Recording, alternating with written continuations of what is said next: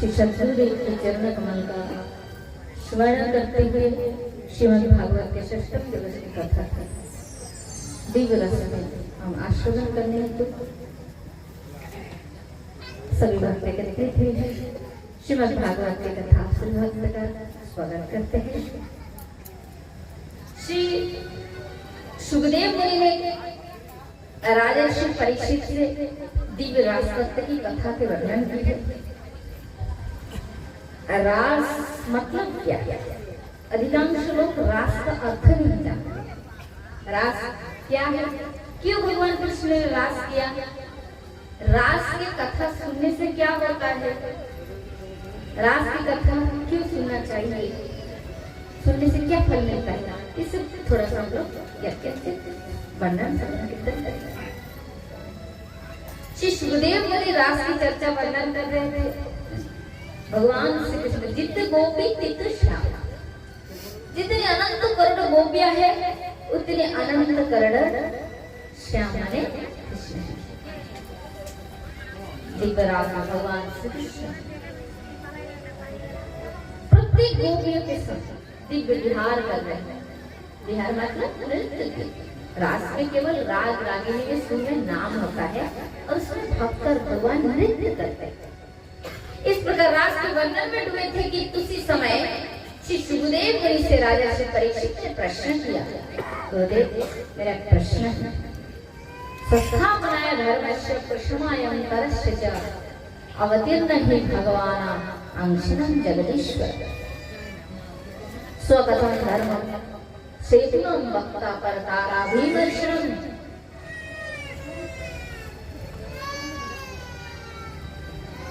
राजर्षि परीक्षित ने प्रश्न किया। मेरा प्रश्न यह है कि भगवान श्री कृष्ण जो धर्म के रक्षक है वो धर्म के विपरीत ये जो गोपियों से नृत्य क्यों किया? क्योंकि आगे कलयुग आएगा, लोग प्रश्न करेंगे भगवान ने ऐसा क्यों किया? कहीं कलयुग के मनुष्य के मन में बुद्धि में इस प्रकार का संशय प्रश्न न उठे, इसलिए आप रास के महत्व का समाधान वर्णन कीजिए। तो श्री सुखदेव मुनि कहते हैं, परीक्षित, मैंने रास लीला के पूर्व ही तुम्हें बार बार इस बात का संकेत किया था कि श्री कृष्ण स्वयं योगेश्वर है। योगियों का भी ईश्वर है कृष्ण इति योगेश्वरम। कृष्ण का एक और नाम है अच्युत। अच्युत नाम कौन बुलाते हैं?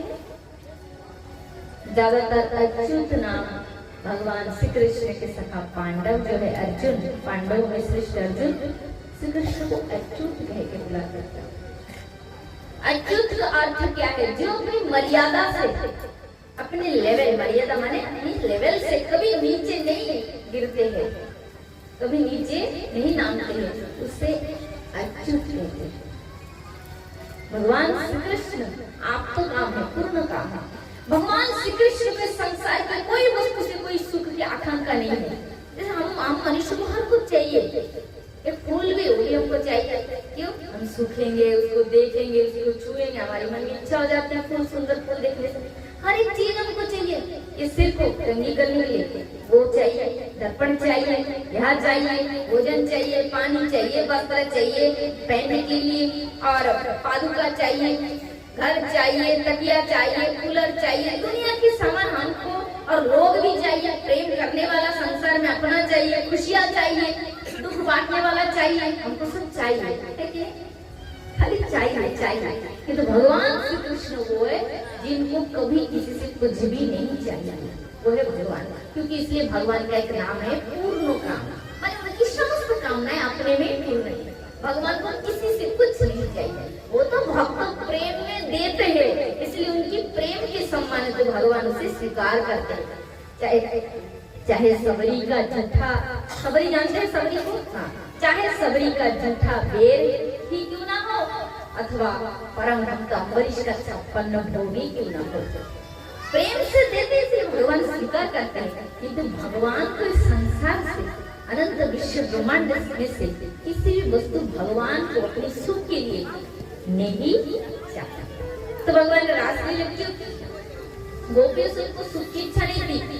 पूर्व त्रेता युग में दंडकारण्य के ऋषि मुनि करोड़ों वर्ष तपस्या की, और श्री राम भगवान जब वर देने के लिए, राम भगवान जब वो वर देने के लिए उन महान महात्माओं के सामने प्रकट किए, तो ऋषि मुनियों ने कहा प्रभु तप के द्वारा आपको प्राप्त करना बहुत कठिन होता है, क्योंकि आप तपस्या से बहुत ऊपर की वस्तु है। तपस्या के द्वारा या नियम के द्वारा किसी भी साधन में आपको प्राप्त करना संभव मुश्किल हो जाता है। इसलिए हम चाहते हैं कि माँ जानकी वैदेहीनंदिनी सीता जिस प्रकार आपको प्रियतम रूप में प्राप्त की है, हम भी वैसे आपको प्राप्त करना चाहते हैं। तब भगवान श्री राम हंस पड़े, अवश्य जीव तो वैसे शक्ति है, पुरुष केवल भगवान है और जगत की प्रत्येक जीव नारी है, शक्ति रूपी है। जैसे हमारे गुरुदेव कहते हैं, एक गांव में एक आदमी रहता था, किंतु वो आदमी जाता था, उस गांव के पास एक जंगल था, उस जंगल में रहते थे। तो वो क्या करते थे, गांव के लोगों को खूब डराते थे। क्या बोलते थे, जंगल में बाघ आया, बचाओ बचाओ बचाओ, ऐसे चिल्लाते थे, बचाओ जंगल में बाघ आया। लोग चले जाते थे लाठी लेकर, जाकर हंसता था, बोले तुम सबको ऐसे ही हमने ठगाया, कुछ नहीं आया। ऐसे करते प्राय दिन करते थे, ऐसे चिल्लाते थे, बाघ आया, बचाओ बचाओ बचाओ बचाओ चिल्लाते थे। ये तो बाघ नहीं थे, वो तो लोगों को ऐसे ही मैंने ठगाते थे। तो एक दिन सत्य में बाघ आ गया, और बाघ आया तो उसने चिल्लाया, और लोगों ने सोचा वो तो ऐसे ही झूठ झूठ चिल्लाते हैं, वास्तव में कुछ नहीं। सत्य में उसको बाघ आ गया। तो वहाँ एक आदमी ने, गांव के आदमी ने, बाद में जब पता चला तो क्या किए, लोगों को सावधान करने के लिए जंगल में बाघ रहता है, तो ये नकली बाघ बना के रखते हैं। वो जो मतलब सूखा घास है ना, जैसे धान का पेड़ का जो फूटा होते हैं, फूटा पूरा उसी से पेड़ के अंदर भर दिए, और ऊपर से वो बाघ के शरीर में जैसे रंग होता है, काला काला दाग होता है, वैसे पूरा बना के सजा के रख दे जंगल के बाहर। तो एक दिन वो आदमी जा रहे थे, भयभीत हो गए, अरे अरे बाघ है बाघ है। तो और एक आदमी ने वो उस गांव को बोला, अरे वो असली बाघ नहीं है, असली बाघ नहीं है। फिर भी ऐसे से डर के मारे कांप रहे, चिल्ला रहे, तो उसका हाथ पकड़ के ले गए, देखो देखो, उसको छुआ, देखो मैं बोल रहा हूँ ना, ये नकली बाघ है, नकली बाघ जैसे दिखते किंतु बाघ नहीं। तो वैसे ही संसार में ये बाहर के शरीर से हम नारी शरीर या पुरुष शरीर है, वास्तव में सबकी आत्मा, हम सबकी आत्मा एक है। बाहर से ऐसे पुरुष जैसे दिख रहे बाघ की तरह, किंतु तो वास्तव में जगत में कोई पुरुष नहीं है। बोलो राधे राधे।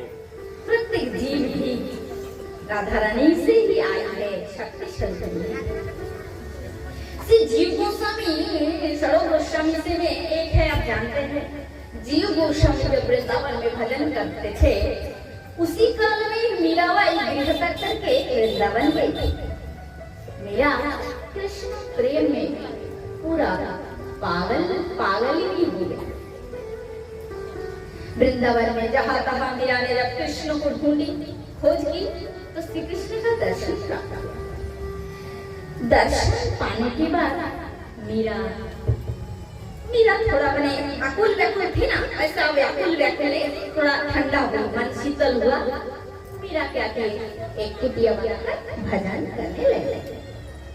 अब मीरा को पता चली कि इसी वृंदावन में जीव गोस्वामी नामक एक बहुत बड़ा संत निवास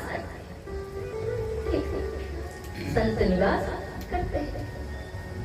तो मीराबाई की इच्छा हुई कि परम भक्त है, साधु है, तो क्यों ना उनका थोड़ा दर्शन किया जाए, अथवा थोड़ा शास्त्र चर्चा ही किया जाए। तो मीरा क्या किए, एक दिन समय लेकर जीव गोस्वामी से मिलने के लिए उनके आश्रम के बाहर जाकर खड़े हो गए। तब जीव गोस्वामी के अन्य शिष्य जो थे शिष्य बोले, देवी क्या बात है, क्या कारण है?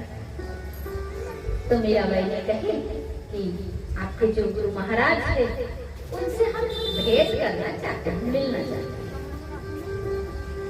तो उनके शिष्य जाकर जीव गोस्वामी को जाकर बता दिए कि ऐसे मीराबाई नामक एक स्त्री आई है जो कृष्ण की परम भक्त है, तो आपसे मिलना चाहते हैं।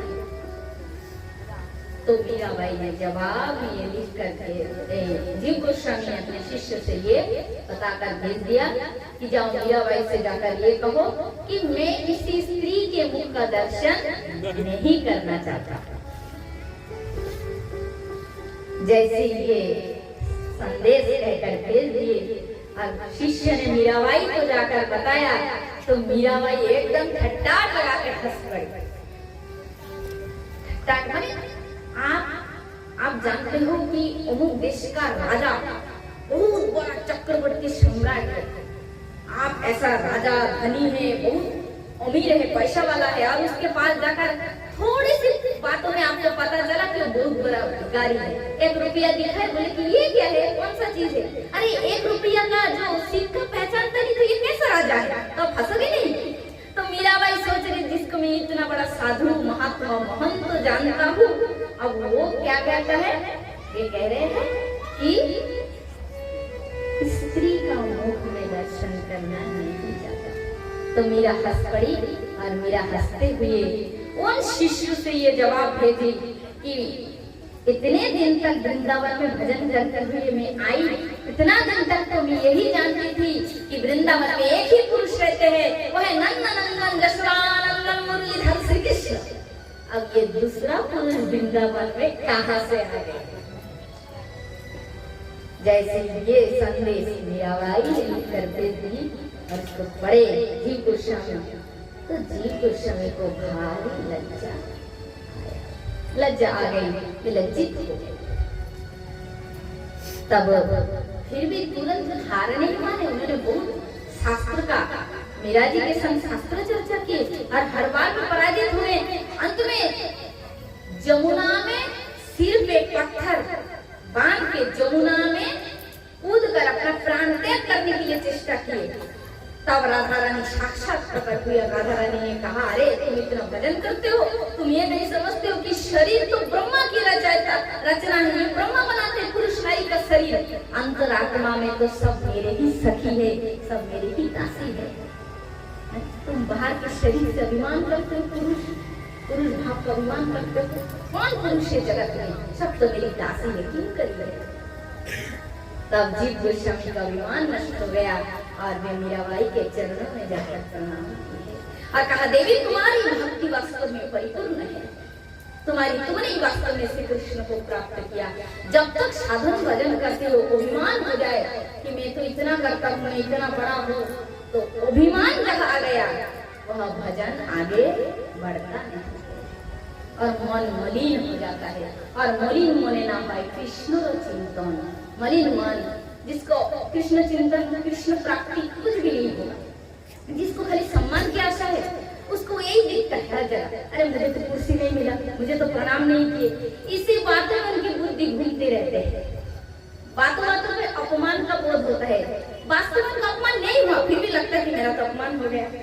इसलिए तो चैतन्य महाप्रभु ने सिखाया, त्रिनादपि शुनि चेना तरोरेव सहिष्णुना अमानि नामानि धर्म कीर्तन यशराहन। वैष्णव का स्वभाव तो फूलों के जैसे कोमल होंगे। वैष्णव माने विष्णु आपत्तम इति वैष्णव।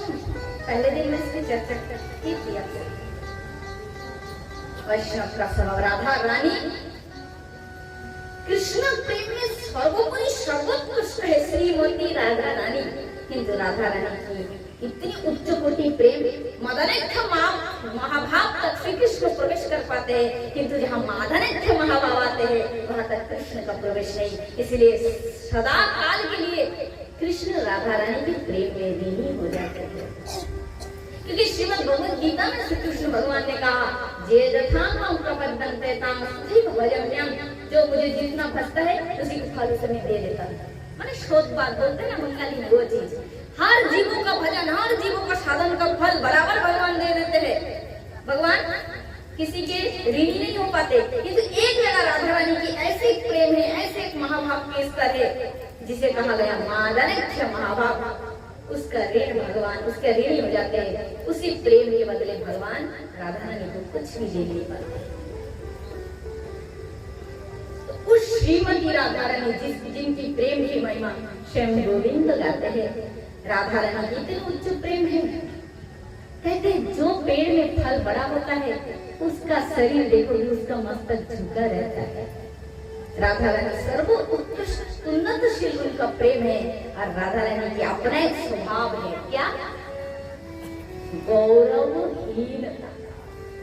राधा रानी इतनी प्रेम करती फिर भी यही कहती है कि मुझ जैसे अभागी लोग संसार में नहीं है, मैं तो कृष्ण को प्रेम करना जानती नहीं। ललिता से कहते तेरा चरण धूलि मुझे दे, विशाखा से कहते तेरा चरण धूलि मुझे दे, क्योंकि कृष्ण को मैं तुम जैसे प्रेम नहीं कर पाती। इतने उच्च कोटि की प्रेम, फिर भी किसी भक्त को देखते हैं तो राधा रानी कहते हैं यदि उस भक्त का चरण धूलि तुझे मुझे मिलता, क्योंकि कृष्ण के प्रति मेरा वास्तविक जितना प्रेम होना चाहिए उतना प्रेम मुझ में नहीं है।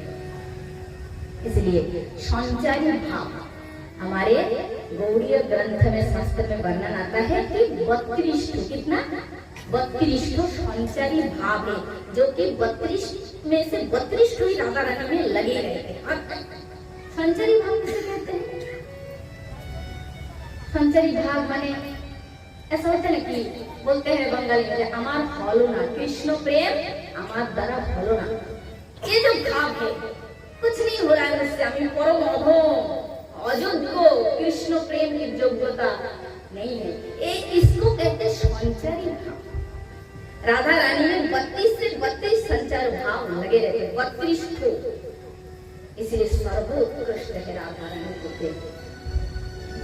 चैतन्य महाप्रभु में वो दिव्य लक्षण प्रकट हुआ था। कछुआ जो होता है ना कूर्माकार, महाप्रभु महाभाव में जब थे तो कूर्माकार हो गए थे। ये जो पैर के जो घुटना होता है, आंखों होते हैं ना, उसके गीट के जो वो है बंधन खुल जाते थे महाप्रभु के। तो ये सब दिव्य लक्षण है, प्रेम लक्षण। आज साधारण हम जो मानव भक्त है, कम से कम भजन करते हैं, कुछ दिव्य लक्षण प्रकट होता है। कैसे? क्या क्या?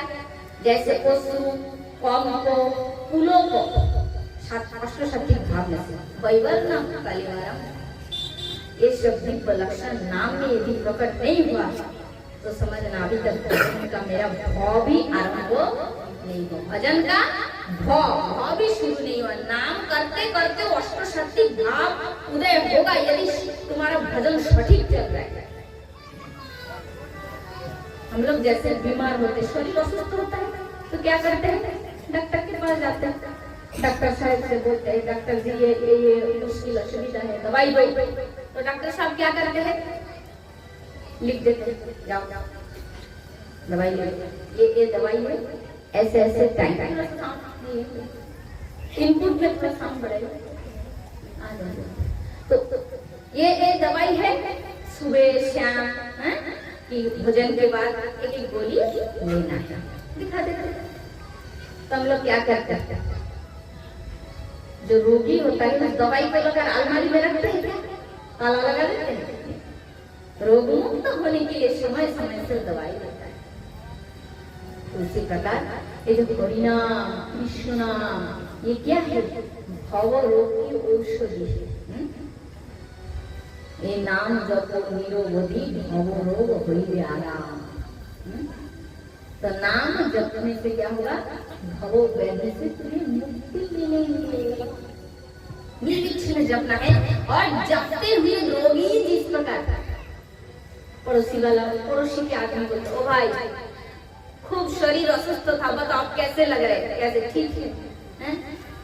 तो क्या कहते हैं रोगी? ना 2 दिन दवाई लेके आप थोड़ा कुछ पहले से भी अब थोड़ा ठीक अच्छा लग रहा है, बोलते हैं, अनुमान करके बोलते हैं कि नहीं शरीर अब थोड़ा भोजन भी कर पा रहे, खा पा रहे, सो पा रहे। उसी प्रकार भजन कर रहे जो हम लोग, भजन करते हुए बीच बीच इसमें ये विचार करना चाहिए, नाम तो जपता हूँ, समय से पूजा अर्चना भोग लगाना सब टाइम से हो रहा है, किंतु कृष्ण प्रेम उदय क्यों नहीं हो रहा है? कारण क्या है? कहा कमी है, कमी कहा?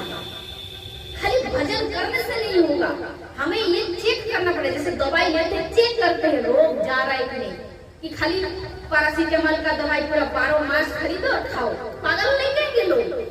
अरे रोग गए चला जाएगा, तुम अगर ठीक दवाई लोगे तो दवाई लेते हैं और चेक करते हैं। डॉक्टर भी बोलते देखो देखो हाथ पकड़ के यहाँ लगा देते मशीन। हाँ नहीं आज दवाई लेने की जरूरत नहीं, इसके बाद और दवाई लोगे तो उल्टा और रिएक्शन हो जाएगा। तो इसलिए भजन माने कृष्ण नाम है औषधि भवरोग व्याधि का। इसलिए नाम कर रहे, माला ले रहे, जो पाठ कर रहे, जो भी कर रहे, चेक करना है कि अभी तक एक बार प्रैक्टिकली चेक करना है। सभी आग बंद करने से मुरली हर कृष्ण का रूप साक्षात प्रकट होता है या नहीं? खाली साल भजन कर रहे, माला जप कर रहे, नाम कर रहे, किंतु परिवर्तन क्यों नहीं आ रहा है? सत्य बात है, ये परम सत्य। तो फिर तो हमारा घाटा का सौदा हो गया, प्रेम प्राप्त नहीं हुआ, कृष्ण साक्षात्कार नहीं हो रहे, राधा रानी के लिए अभियोग वस्तु नहीं रहे, तो घाटा का सौदा हो गया। फिर क्या हुआ, क्या लाभ हुआ भजन मार्ग में आके बताइए? अरे यदि कोई दिखावे के लिए हम भक्ति करें तो उस बात अलग है, और रियल वास्तव में अपने जीवन के कल्याण के लिए कर रहे तो अपने से चेक करना ही पड़ेगा कि कहाँ कमी, कहाँ अपराध है। कौन सा वैष्णव अपराध है, अथवा कोई गोविंद से भजन करते हुए मुक्ति मुक्ति आदि वंशा यदि बोले लय साधन करियो प्रेम उत्पन्न ना भय। तो कहाँ कमी है? जब तक जीव के प्रति घृणा रहेगा, ये छूने से ये होगा, वो छूने से, तो कृष्ण प्राप्ति का जन्म कोटि युग में भी नहीं हो सकता। इसलिए प्रत्येक जीव मात्र में भगवान जानकर सबके प्रति प्रेम भाव बनाए रखते। जीवे सम्मान दिवे जाने कृष्ण परिष्कार। लोग सोचते हैं मंदिर में भगवान है, मंदिर में, अरे वो भगवान तो मेरे अंदर भी बैठा है। वो मूर्ति वाला भगवान तुमसे बात करेगा, तो मेरे अंदर जो भगवान वो बात कर रहा है। इसलिए जड़ में भगवान है, जड़ से भी चेतन का महत्व ज्यादा है, क्योंकि इस चेतन में ब्रह्म बात कर रहे हैं। आनंद ब्रह्म्यति वेदना आनंद न खलितानि भूतानि आनंद न जातानि जयन्ति। आप सब में हमें आनंद ब्रह्म विराजमान है। वो निकल जाए तो माछी जानते ना, माछी बैठ के इसमें पोका कर देगा, कीड़ा बना देगा पूरा। इसलिए जीवे सम्मान, मनुष्य को यदि भेद करोगे, घृणा करोगे, तो कृष्ण और राधा रानी इस युग में कोटि युग में भी नहीं मिल सकता। ये परम सत्य बात है। छपो जो गिरी है मानिया खाइबे पीबो सरस्वती जल। महापुरुष है कहते महाजन गतो पंथा। चैतन्य महाप्रभु, नरोत्तम दास ठाकुर, भक्ति विनोद ठाकुर और जितने महापुरुष ने जिस प्रणाली से भगवान को प्राप्त किया, हमें भी वही प्रणाली का आश्रय लेना पड़ेगा। अपने मनमानी नियम बनाएंगे नहीं होगा। साधुवाणी, शास्त्रवाणी, गुरुवाणी, साधु शास्त्र गुरु वाक्य तीन कोरिया एक मिल जाए तो फिर तुम्हें भगवान प्राप्ति हो जाएंगे। अपने मनमानी नियम बनाने से कभी भी भगवान प्राप्त नहीं हो सकता। तो तुम तो खुद को खुद ठग रहे हो, तुम्हारा खाली पूरा जीवन भर घाटा का सौदा हो रहा है। इसीलिए जय जवान कृष्ण भजे से चतुर इसीलिए होता है। वो ठीक कैसे कहाँ भूल हो रहे, किस पॉइंट पे हम गलत कर रहे, वो पकड़ के सुधार देता है। और तुम जो 50 साल में भी नाम करके एक उदाहरण में देते हो, शिक्षा लेना आवश्यक, बिना जानने बिना ज्ञान के चलेंगे कैसे? हमें उल्टा कर रहे, उल्टा दवाई ले रहे, हमको बीपी नहीं है, बीपी का दवाई ले रहे हैं। अब किसी जानकारी डॉक्टर ने बता दिया भाई तुम बीपी का दवाई लो, मतलब तो बीपी नहीं है, जानना जरूरी ना, पूरा जीवन तो भूल करते ही जाएंगे। तो साधन मार्ग में जानना आवश्यक है। बिना जाने भक्ति करने से वो भक्ति प्रेम भंग नहीं कर पाता। तो इसलिए महाजन गतो पंथा, महाजन जिस पथ में गए हैं उस पथ का हमें अवलंबन करना है, नहीं तो पूरा जीवन घाटा पड़ेगा। भजन परिपूर्णता, जो शास्त्र में महाप्रभु चैतन्य महाप्रभु ने जो नियम बताया, अन्य महाजन आदि संत साधु संत हमारे जो नियम बताए उसी नियम में भजन करके जो भजन में तुम्हें 1 वर्ष में भगवान प्राप्ति हो जाएगा। तुम बेनियम से करोगे तो 50 साल क्या, 50 जन्म क्या, करोड़ों जन्म लग जाएंगे, कृष्ण प्राप्ति नहीं हो सकता है। इसलिए तो कहा गया कोटि जन्म कोरिले को नाम संकीर्तन तथापि नहीं को मिले ब्रजेंद्र नंदन। भजन में 2 चीज का, मैं उस दिन भी बोली थी, आज भी बोल रही हूँ, भजन करने से 2 नियमों का पालन करना चाहिए। एक है पोषणों का पूरा, किसी भी जीव को, किसी भी मनुष्य के प्रति ये मत सोचो कि ये अस्पृश्य है, क्योंकि ब्रह्म जब तक है, ब्रह्म भगवान मेरे अंदर है, मैं अस्पृश्य नहीं हूँ, मैं पवित्र हूँ, क्योंकि मेरे अंदर वही कृष्ण ही मुरलीधर बैठे। तुम दीपो दृष्टि से देखकर देखो, चिंतामणि भूमि पद्म वृक्षमय वन चर्म चक्षे देखे तारे प्रपंचेर सम, प्रपंच माने माया, प्रेमनेत्रे देखे तारे स्वरूप विलास, गोपी संगे कृष्ण और महाराज। वृंदावन में जाकर क्या देखते हो, वही ड्रेन, वही घर, पुराना फाटा मंदिर, पाथर निकला हुआ, ईंट निकला हुआ, भंडारा चल रहा है, बांदर की लड़ाई हो रही है। असली वृंदावन का स्वरूप ये नहीं, वृंदावन चिंता मणिमय धाम आज भी वहाँ है और नित्य है, किंतु हमारा भजन अभी भी बहुत साधारण चल रहा है, दिव्य दृष्टि हमको प्राप्त नहीं हुआ, इसलिए हम वही देख रहे हैं, घर द्वार, बालो मंगल, साधु, चोर डकैत, गाड़ी घोड़ा बाजार, ठीक। किंतु भजन के द्वारा यदि दिव्य दृष्टि प्राप्त हो जाएगा तो सर्वव्यापी वृंदावन में खाली एक ही भगवान है और एक ही पुजारी है। वृंदावन में कौन है, वो भगवान है श्री कृष्ण, और वो पुजारी है खाली राधा राधा राधा। बोलो राधे यही सच्चा प्रेम। इसलिए हमारे गुरुदेव जी कहते हैं कि भजन करो तो फर्स्ट क्वालिटी का करो, और ना करने से बिल्कुल ही मत करो। करना है माने वैसे ही करना है कि कृष्ण भी मजबूर हो जाए आने के लिए, और नहीं करना से मत करो, तो फिर तो घाटा का सौदा हो गया। कौन किसका घाटा, भगवान का कोई घाटा कि हमारे पड़ोसी वाला भाई बहन का घाटा, हमारा खुद का घाटा है सारा। इसलिए ये घाटा कब अनुभव होगा पता है, जब मृत्यु के टाइम है, बिस्तर पे पड़े रहेंगे, माछी मक्खी आता है शरीर में, कितना टॉयलेट लेटरिन करता रहता है शरीर में। हम लोग तो कितना सोचते हैं, कितना कुछ नियम मानते हैं, कि तो ये शरीर बिस्तर में पड़ जाएगा। इसीलिए मैं बार बार बोलती हूँ, सांसों की नाम की अभ्यास होनी चाहिए। हृदय होइते बले जिह्वा रगड़ते चले शब्द रूपे नाचे अनुक्रम कंठ मोर मंगेश्वर हम तो कभी धर स्थिर होइते न पारे चरण चक्षे धरा दे धर्म पुरोहित शत चर्म विवरण হইলে বলে मूर्छित হইলে মন প্রলয় রাগে मन भावेश्वर गति हो जड़। भजन में जब तक परिपूर्णता लाभ नहीं होता है, गोलोक में एंट्री माने प्रवेश नहीं है। तो भजन में, अच्छा आप यदि प्रश्न करें मां, भजन में परिपूर्ण हो कैसे, माने खुद को पता चलेगा कि मेरा भजन परिपूर्ण हो गया। भजन परिपूर्ण होने का एक ही माने लक्षण है कि आपका गोपी देह है ना, दीपो मंजूरी तो वो साक्षात प्रकट हो जाएंगे। आप हर समय नेत्रों के सामने अपना दीपो देह देखेंगे, और कोई एक दीपो सुंदरी गोपी जो मैं हूँ, कोई गोपी कृष्ण के हाथ से हाथ मिलाकर खाली नाचते होंगे, नाम के सुर में ताल में, तब समझ लेना कि मुझे सिद्धि प्राप्त हो गया। अब ये वर्तमान का शरीर आज जाए काल जाए, आज जाए काल जाए, कोई टेंशन नहीं है। किंतु अभी तक ये नहीं हो रहा है तो समझना में भजन परिपक्व का लाभ नहीं हो पाए। और ये होने की तरीका क्या है, 2 नियम। भगवान कृष्ण से कोई भी संसार की कामना नहीं करना, मुक्ति भोग की लालसा, और दूसरा है वैष्णव अपराध। किसी जीव को हीन मत समझना है, छोटा नहीं समझना है, किसी भी घृणा नहीं करना है। जीव सम्मान मिले कृष्ण और धिष्ठान, प्रत्येक ही मुझे कृष्ण है, प्रत्येक में गोविंद है, इस प्रकार प्रेम करना है सबके प्रति।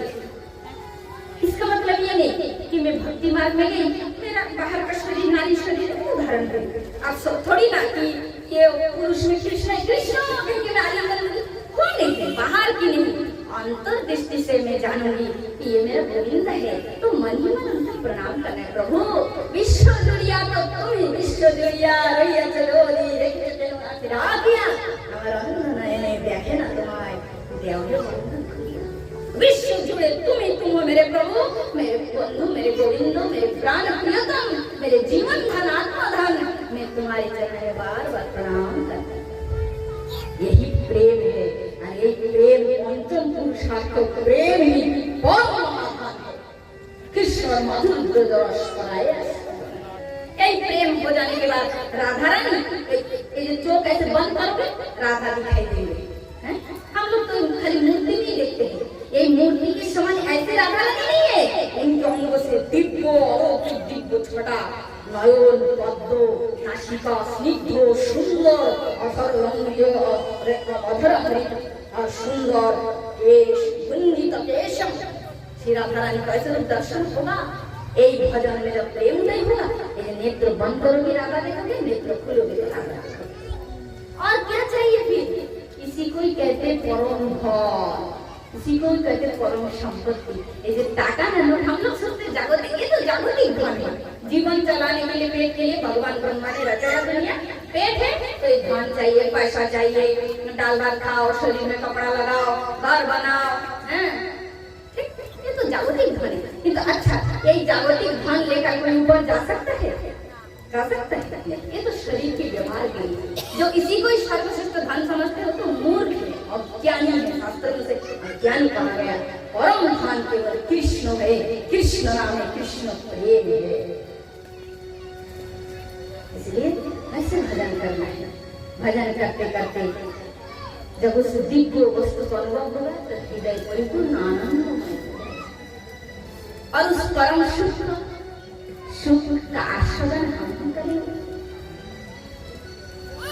हमारे शरीर में घाव हुआ, हमारे शरीर में घाव फोड़ा बोलते हैं ना, फोड़ा, तुलसी फोड़ा। हमारे शरीर में फोड़ा हो जाए तो हमारा दादू उसकी व्यथा नहीं लेंगे, कोई लेंगे? उस फोड़ा, उस दर्द, उस कष्ट को हमें स्वयं भुगतना पड़ेगा।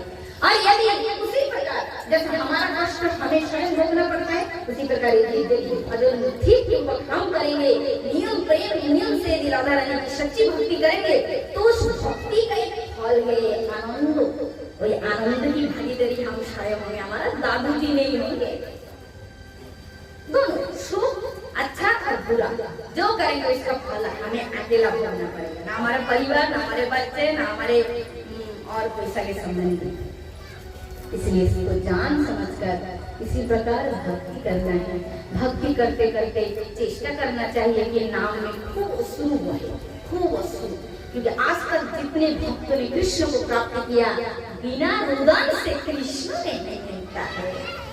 आज तक जितने भक्तों ने कृष्ण को पाया किसी ने भी हंसते हंसते नहीं पाया, रोना पड़ा, दुख कष्ट सहना पड़ा। और अश्रु विसर्जन करोगे तो भी तो ये मलिन मन शुद्ध होगा, क्योंकि नयन का अश्रु हृदय को पवित्र कर देते, शुद्ध कर देते। और जिस दिन तुम्हारा रोना परिपूर्ण हो जाएगा उस दिन स्वयं श्री कृष्ण तुम्हारे सामने, तुम्हारे पास आ जाएंगे।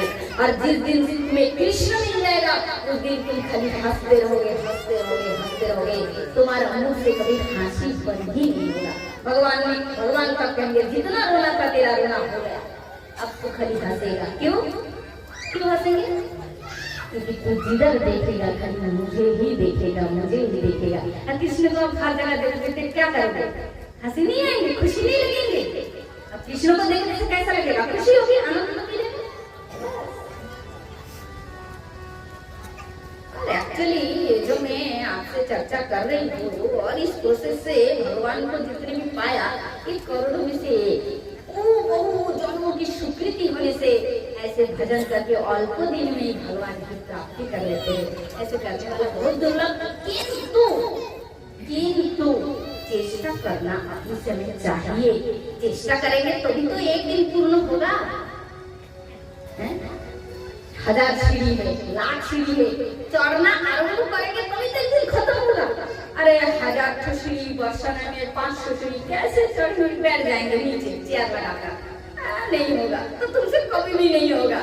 चेष्टा करो तो प्रचेष्टा करो, कोशिश करो, चलते चलते चलते चलते 1000 हो 500 जितना खत्म हो जाएगा। ठीक नहीं हो रहा है कह के एक जगह बैठ जाने से नहीं होगा। चेष्टा चले रहना पड़ेगा और सबके प्रति प्रेम बनाए रखो। गोविंद से खाली गोविंद की भक्ति मांगो बस। कली युग में तो अल्प दिन में भगवान की प्राप्ति हो जाता है। किसी महात्मा ने 2 महीने में भजन को परिपूर्ण करके भगवान को प्राप्त करके भगवान श्री कृष्ण रास इसलिए गोपी से गोपी भी कौन है? स्वयं राधा रानी की ही अंश अनंत राधा ही गोपी है, गोपी और अन्य कोई तत्व नहीं है। और भगवान श्री कृष्ण दिव्य जो रास लीला क्यों की है, रास का अर्थ है रस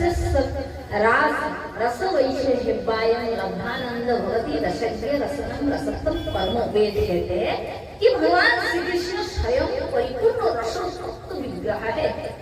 अपने माधुर्य भगवान कितने मधुर है, अमृत है। चलितम मधुरम बोलितम मधुरम माधरम मधुरम नयनम मधुरम भाषितम मधुरम वदनम मधुरम, उनके सब कुछ केवल मधु मधु मधुमय है। वल्लभाचार्य का पद है। तो श्री कृष्ण आपको माधुर्य आस्वादन करने के लिए लालसा जगा कि मैं इतना मधुमय हूँ, मैं इसका आस्वादन करना चाहता हूँ। इसलिए स्वयं श्री कृष्ण निज माधुर्य आस्वादन करने के लिए प्रथम तो उनकी वामांग से श्री राधा शक्ति को प्रकट कर जो आह्लादिनी स्वरूपी है। आह्लादिनी सारम सुतार प्रेम नाम आनंद चिन्मय रस प्रेमेर अक्षर, प्रेमेर परम सार महाभाव जानी महाभाव स्वरूपिणी श्री राधा ठाकुरानी। तो भगवान श्री कृष्ण के वामन से प्रथम स्वयं श्री कृष्ण ही राधा रूप में प्रकट है। कितने लोग ये नहीं जानते कि राधा कौन है। राधा कृष्ण एक है, राधा कृष्ण कोई भेद नहीं। जो राधा है वही कृष्ण है, जो कृष्ण है वही राधा है। अब कहेंगे कैसे, क्योंकि शास्त्र प्रमाण दे रहा है राधा कृष्ण एकात्मा दुई देह धरि अनन्य विलासे रस आस्वादन। राधा कृष्ण হইছে সদা একই স্বরূপ। जैसे का वैसे राधा कृष्ण एकात्मा दुई देह धरि अनन्य विलासे रस आस्वादन। राधा पूर्ण शक्ति, कृष्ण पूर्ण शक्तिमान, दुई वस्तुर भेद নাই শাস্ত্রের প্রমাণ। রাধা কৃষ্ণ হইছে সদা একই স্বরূপ, লীলা রস आस्वादिते धरे दुई रूप। একজন ही है, किंतु लीला करने के लिए एक से दो हो गया, दो तत्व। अब अकेला अकेला किससे बात करेंगे, किससे खेलेंगे, नृत्य करेंगे, आनंद करेंगे। कृष्ण राधा बन गए। और जब देखा कि दो से भी नहीं हो रहा है, तो राधा रानी अपनी चरणों की जो ये जो छोटा सबसे उंगली होता है ना हमारे पैरों की, देखो छोटे उंगली सबसे कोने का उंगली है, तो वही राधा रानी के दिव्य चरणों की नखों की कण से तो हम गोपियां यहाँ प्रकट करें। दो से भी मन नहीं होता है, लीलास्वादन से आनंद बन गए। और जितनी राधा हुई गोविंद लीला लीला पुरुषोत्तम श्री कृष्ण भी आनंद बन गए। जितनी गोविंद की दिशा, जितना गोपी उतना कृष्ण। एक तो ज्ञान, बिना ज्ञान से मन में संशय उत्पन्न होता है, भगवान ने ऐसा क्यों किया, ये क्यों, वो क्यों। इसलिए ज्ञान हो जाए, समाधान, शांति के करीब भजन करो और प्रेम आस्वादन करो गोविंद की। और बोलो हरि राधे, जोर से हो जाए राधे। चैतन्य महाप्रभु ने कहा साध्य वस्तु साधन बिनु के हो नहीं पाए, कृपा कोई कभैया बिना साधना से साध्य वस्तु प्राप्त नहीं किया जा सकता। परिश्रम करना पड़ेगा। परिश्रम खाली क्या है, मन का। शारीरिक परिश्रम नहीं है, भक्ति में मन, इस मन को कंट्रोल करके पूरा सत्मार्ग में लगाते हैं, चलाना। यही तो भजन साधन है। इसमें जो पास हो गया बस शांति, खाली आनंद भोग करो, आनंद दिव्य आनंद। जगह घर में पुड़िया का घर है, झोपड़ी का घर है, बैठे बैठे देखो ये राधा कृष्ण सामने प्रकट हुए, पूरा गोलोक प्रकट हो जाते हैं। ललिता विशाखा कहते हैं राधे ऐसे कौन से परम भक्त जिसके पास गोविंद रूप बार जाते हैं। ललिता विशाखा कहते हैं हमें भी ले चल। ऐसे भक्त से क्या हो रहा है, बार बार गड़बड़ हो रहा है। तो ऐसे परम भक्त से हम भी मिलना चाहते हैं, दर्शन करना चाहते हैं। तो पूरा गोलोक वृंदावन एक भक्त कहाँ रहता है, हृदय में हृदय। इसीलिए कृष्ण दास कविराज गोस्वामी ने कहा अन्येर मन बन आमार मन वृंदावन। बोला राधे, मने बने अक्षरी मानी। अन्येर मन बन माने वन माने जंगल। तो जंगल में क्या क्या होते हैं देखिए, एक जंगल में जंगली पशु होते हैं, सिंह, व्याघ्र, शियार आदि आदि, हाथी आदि आदि। तो ওই নির্মল বন মানে এই হৃদয় সংসার বন। এই সংসার বন में काम, क्रोध, लोभ रूपी जंतु, वन्य जंतु रहते हैं। इसलिए कृष्णदास कविराज गोस्वामी जी ने कहा ওই নির্মল বন। কিন্তু আমার মন বন না, আমার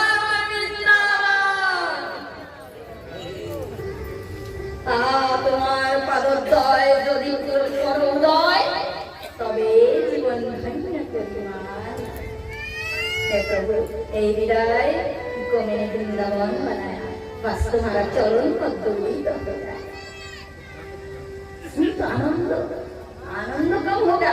तो यही हृदय वृंदावन में मधुर वंशीधार मुरलीधर नित्य नित्य विहार करेंगे, रास लीला करेंगे। स्वयं राधा रानी नित्य तुम्हारे सम्मुख आएंगे, तुम्हें आदर करेंगे, दुलार करेंगे। और क्या चाहिए? क्या तो चाहिए? ऐसा उससे बढ़कर भरी संसार में कोई है? कोई नहीं। जिसके हृदय मंदिर में राधा गोविंद नित्य विलास करते हैं, जिसके हृदय में गोविंद बाधा पड़ गए वही परम बलि। अच्छा, जरूरी नहीं कि आप कहेंगे तो भागवत में बताया, ऐसा नहीं कि भगवान के ऐसे भजन करने के लिए गरीब होना आवश्यक।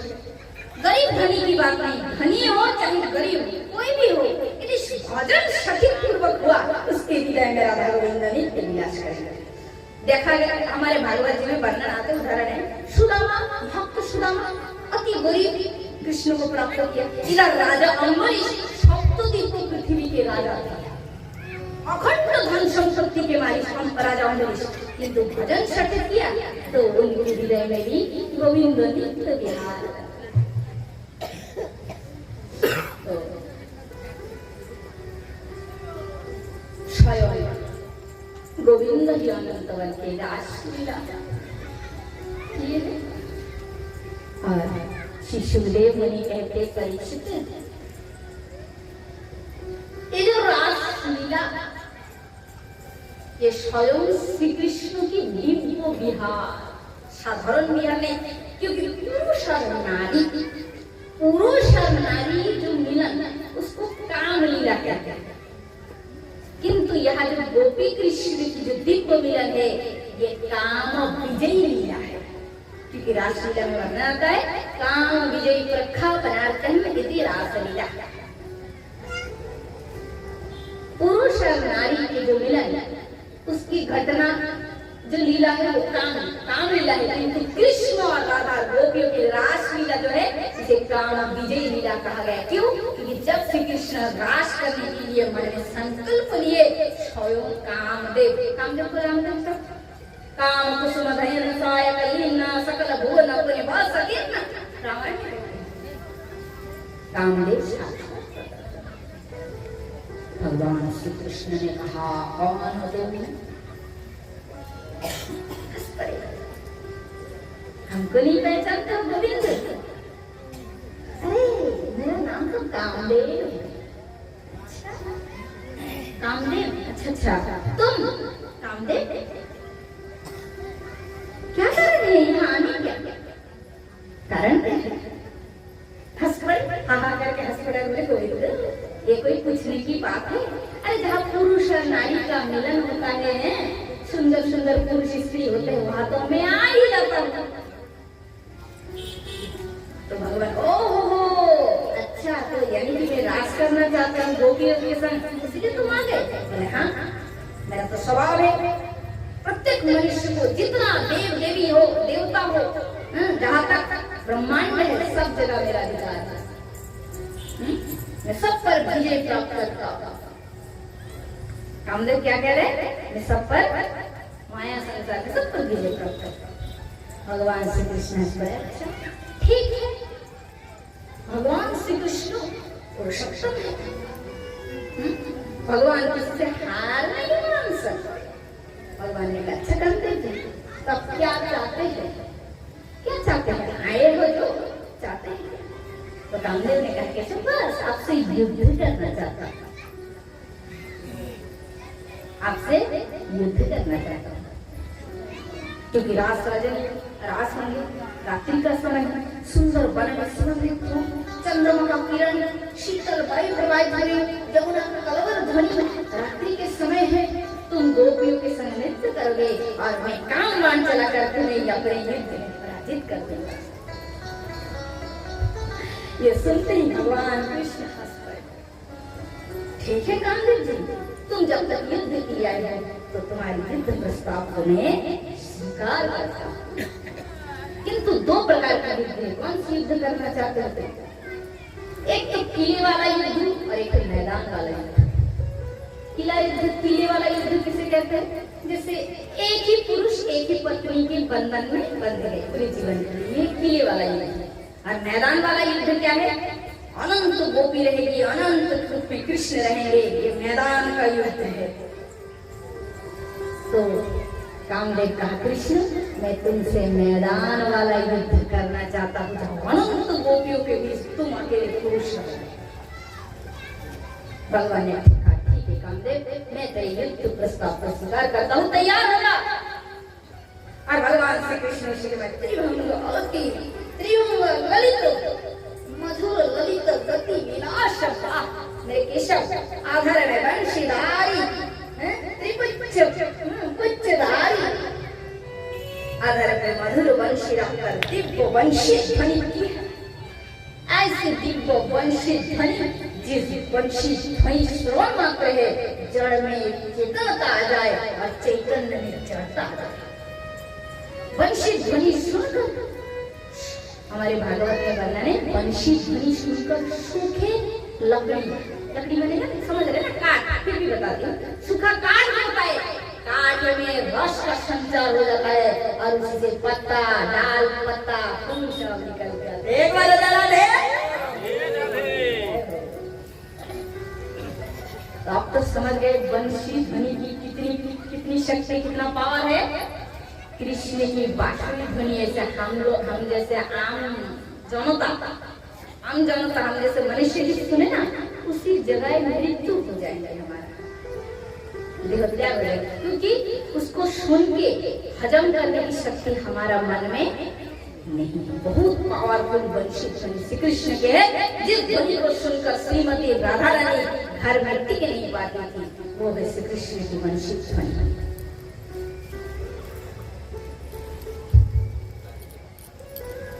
तो श्री कृष्ण भगवान ने तब वंशी ध्वनि की, और उस वंशी ध्वनि को जैसे ही कामदेव ने सुना, श्रवण किया, क्योंकि कामदेव वही है, वही कामदेव सुनते मात्र ही अचेत होकर धरती करते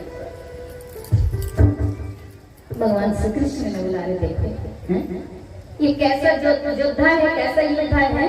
कोई योद्धा युद्ध करने आए, पहले युद्ध में युद्ध होता था ना, तो युद्ध में पहले होते थे बाजा बजते थे, ड्रम बजते थे, बड़ी बड़ी घोषणा होते थे, युद्ध आरंभ होगा, दोनों पक्ष तैयार हो जा, फिर ऐसे ड्रम बजते थे, हाय हाय हाय हाय, तैयार होते थे सब। उसी प्रकार सुखदेव मुनि कह रहे, परीक्षित कोई युद्ध क्षेत्र में कोई योद्धा बाजा बजता है ना, पहले दिन जैसे मैंने बताई, बाजा सुन के जो डर के मारे बेहोश हो जाए, वो बेचारा युद्ध क्या करेगा? कामदेव युद्ध के लिए आए ना कृष्ण भगवान से, और बांसुरी की ध्वनि सुनकर ही बेचारा बेहोश हो जाए, तो अब कृष्ण से युद्ध क्या करेगा?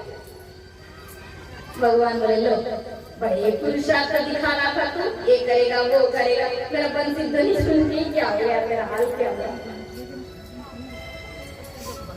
तब बंसी ध्वनि सुनकर इधर गोपी गोपियां पहुंच गई, गोपियां कामदेव को धीरे धीरे चेतना आ गई। कामदेव ने विचार किया, रे ये कृष्ण से तो युद्ध करके जीतना असंभव है, कृष्ण बहुत शक्तिशाली। ठीक है, कोई बात नहीं, कृष्ण से जीत पाया नहीं तो क्या हुआ, यदि गोपियों से भी जीत पाएंगे ना, तो कृष्ण तो गोपियों को स्वीकार नहीं करेगा, राज भी नहीं होगा। कामदेव ये नेगेटिविटी शत्रु है, माया के डिपार्टमेंट के है, ये भक्ति पथ में बाधा देंगे। काम क्रोध रोग ये सब हमारे भक्ति पथ के नेगेटिविटी शत्रु है। तो कामदेव कह रहे गोपियों पर आक्रमण करना है, किंतु गोपियों पर आक्रमण कैसे करेंगे कामदेव? जैसे कि काम जो गोपियों के हृदय में प्रवेश करने के लिए प्रचेष्टा किए, देखा तो किसी गोपियों का अपना मन उनके पास ही नहीं है। मन क्यों? क्योंकि श्री कृष्ण ने संकल्प पूर्वक श्री कृष्ण अपनी प्रेम से प्रत्येक गोपियों के मन को अपनी अधीन बनाकर रख दिया। अच्छा, ये काम क्रोध किसके ऊपर बैठता है? मन के ऊपर। कृष्ण ने पहले ही समस्त गोपियों के मन अपना अधीन बना लिए थे, इसलिए कामदेव गोपियों पर भी अपना प्रभाव डाल नहीं पाए। बोला राधे। अब बेचारा कामदेव पूरा पराजित। भगवान श्री कृष्ण ने क्या किया? लड़ाई करने के लिए दिखाते हैं, उल्टा लटका के रख दिया। उल्टा लटका मैं तो समझ रहे, पैर ऊपर माथा नीचे, उल्टा लटका के रख दे। जा, यहाँ पर तेरा कोई जोर नहीं चलेगा। काम का प्रशासन है, रजनी है, रात के समय पूर्णिमा की चांद है, फूलों की खुशबू है, नदी है, सब कुछ है, ये काम का प्रशासन है, किंतु काम का जोर नहीं है। काम को उल्टा लटका के गोविंद ने रख दिया। रास में केवल मेरी इच्छा ही होगी और मुझे भक्त का केवल भक्ति ही चाहिए, प्रेम ही चाहिए। इसलिए रास लीला को काम विजयी लीला कहा गया। इस रास लीला को यदि कोई मनुष्य बार बार श्रवण करेगा तो सुखदेव मुनि कहते हैं, विक्रीडं वरदवधुरं च वैष्णव श्रद्धान्वितेन श्रेणिया गणयते भक्तिं परं भगवती प्रतिलब्धं कामं हृदयमष्ट परिचहितं चिरेण लीलः। सुखदेव मुनि कहते, परीक्षित, इसी रास लीला को जो कोई पुरुष हो अथवा नारी हो पूर्वक श्रवण करेंगे, उसके हृदय का सबसे बड़ा रोग है काम। एक काम सदा के लिए नष्ट हो जाएगा, नष्ट हो जाएगा, नष्ट प्राप्त हो जाएगा। इसलिए रास लीला बार बार सुनना चाहिए।